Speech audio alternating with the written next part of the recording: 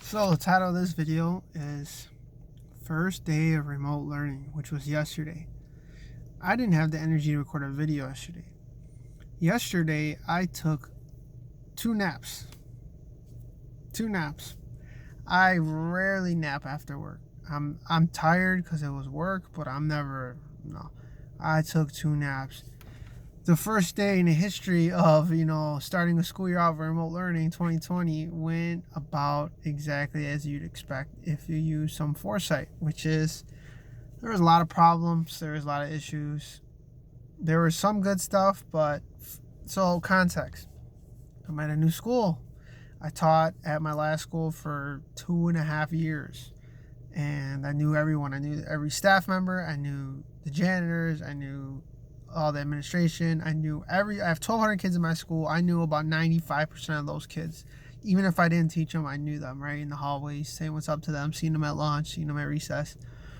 So I go from knowing every single kid to a new school where I don't know anyone. I'm getting to know the staff a little bit more. And it was brutal. So I was feeling pretty good. I went to sleep well prepared. I was like, all right, I'm not nervous. Why would I be nervous? Which normally I would be nervous for the first day because you're going to school. I wasn't very nervous last year. I was very excited. But this year, being in a new school, I was going to be nervous. But I wasn't that nervous.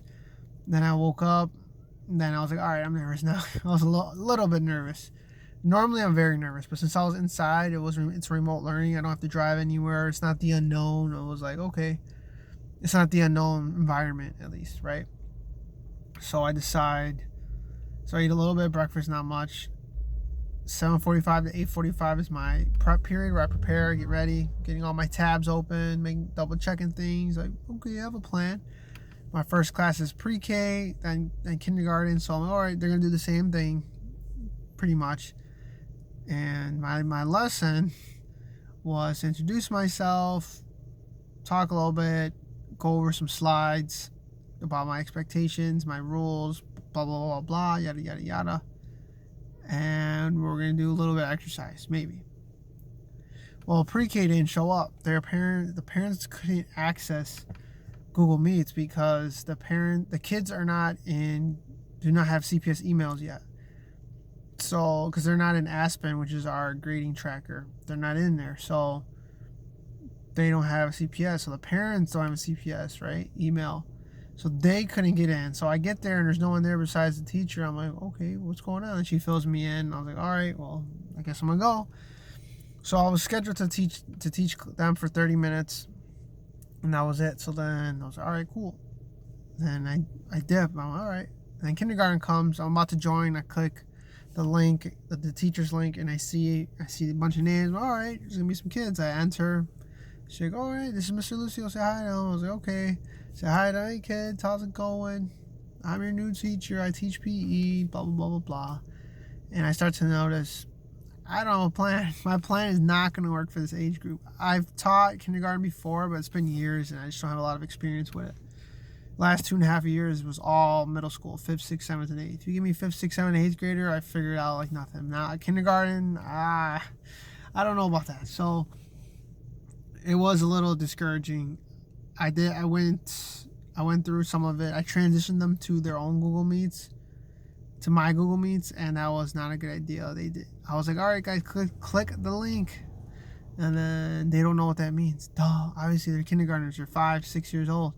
Why would they know what that means? And I'm like, stopping myself in the hell. You're an idiot. Stupid.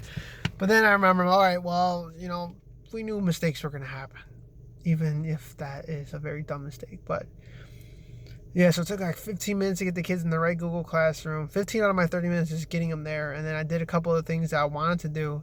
And then I realized I was in over my head. I was like, oof, I should have planned better or more effectively. I did plan very well. I spent hours planning, but it was just, I didn't know what I didn't know. So I ended up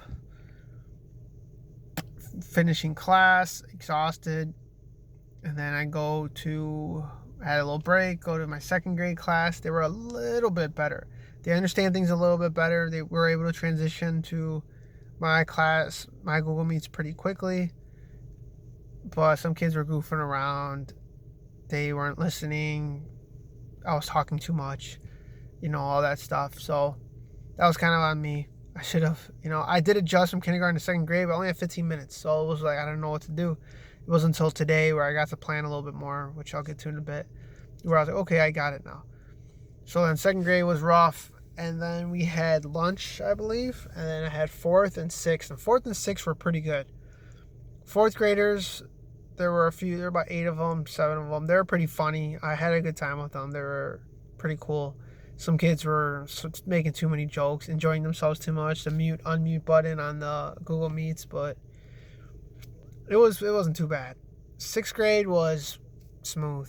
So sixth grade, I see 2 classes. I see one class for 30 minutes, live instruction, and then at the 30-minute point, the other class has live instruction. So then they go to live instruction, and the class that just had leaves, and they do their own work, asynchronous, independent work that I already had signed up for them. So I was like, all right, that's cool. I can rock with this. And so sixth grade was pretty easy. I was pretty tired. I think they were too, but the kids were pretty fun. I enjoyed sixth grade. The end of the day was pretty good. Fourth and sixth, I think I could get that. I still adapted my plan to be better structured, but it was a very humbling day. I was a low point yesterday. I was very low. I felt sad. I felt frustrated. I felt angry because I still have a little resentment about losing my last job, and it's no one's fault. That's what kind of it irks me the most. It wasn't anyone's fault, but I could easily be at my old school with the kids that I've worked so hard to build relationships with, the kids that I know, the kids, the parents that I know, the staff that I know. I could be there right now making that school a little bit better than what it is, because that's how I think. But then I'm like, okay, I'm at this new school now. I gotta do this. So it's always hard to start new. And when I first started at my last school, I was not a very good teacher. I was young. I didn't know what I was doing. I still don't consider myself a good teacher. I'm still learning. I'm still trying to figure things out. But I'm a lot better right now than I was when I first started my last school. So I feel like in a couple weeks, we get rolling. So then today is our second day, but today was Wednesday. And Wednesdays at my school is asynchronous day. So as a PE teacher, I don't see any kids.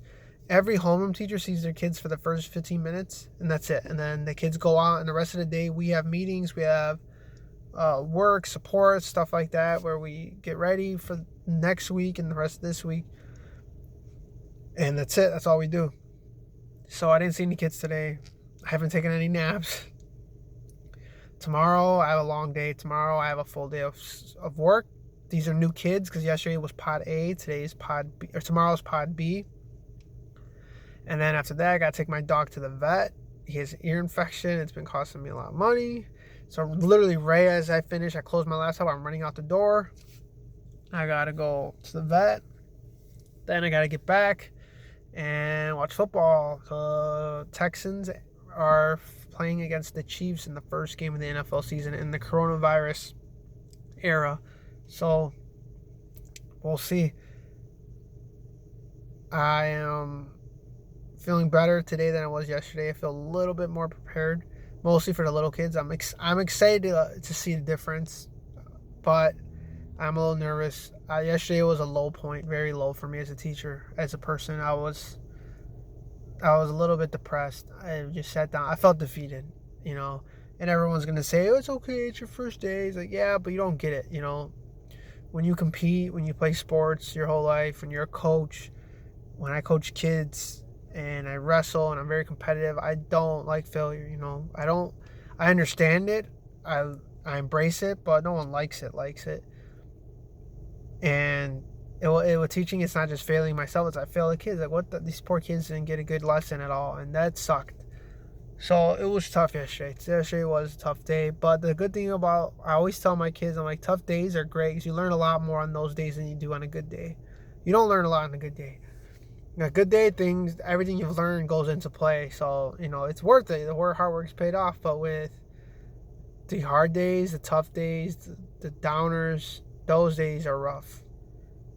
But those days make you, a lot better. So I'm excited to see how much more I can grow. That's what I'm excited to see.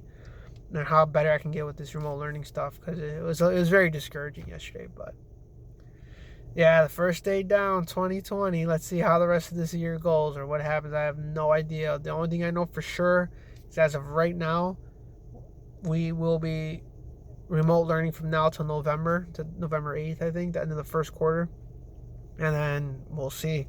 Hopefully, a couple weeks before that, we find out whether we're going to hybrid, which I think is going to be the next progression before we go back inside full time, whether we go hybrid or not. So we're in week 1, so we have probably about 6 weeks before we hear something, or at least hear the rumblings of something. So the good thing is I see the same classroom every day. I just see different kids. I see half the kids Monday, Tuesday, the other half Thursday, Friday. So there'll be a little bit of continuity, which will kick in Friday because tomorrow's Pod B. But yeah, so first day of remote learning 2020. It was a little rough. It was a little depressing. It was very deflating, but a lot of upside, a lot of things. Learned a lot.